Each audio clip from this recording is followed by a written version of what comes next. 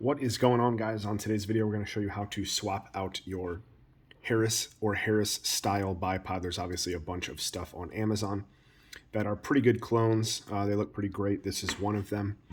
Here we have this one.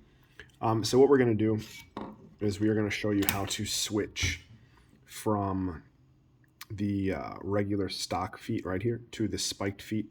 And this job is obviously not completed. We're in the thick of it right now. I just wanted to show how simple this is. It is simple, but it is not easy. So don't confuse those two things. It is going to take a little bit of work and some finagling, but the process itself is pretty simple. So we have the foot off. Let's just show really quick. You're going to need a jig or something to have this set on so it's not going to damage it.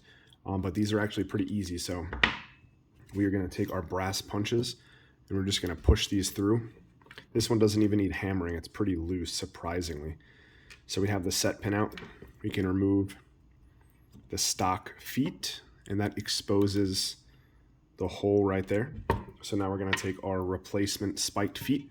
I will include a link in the description of this video to where you can get these spiked feet. So here you can see that they're lined up with the hole. And now what we're going to do is take the pin and we're going to line this up.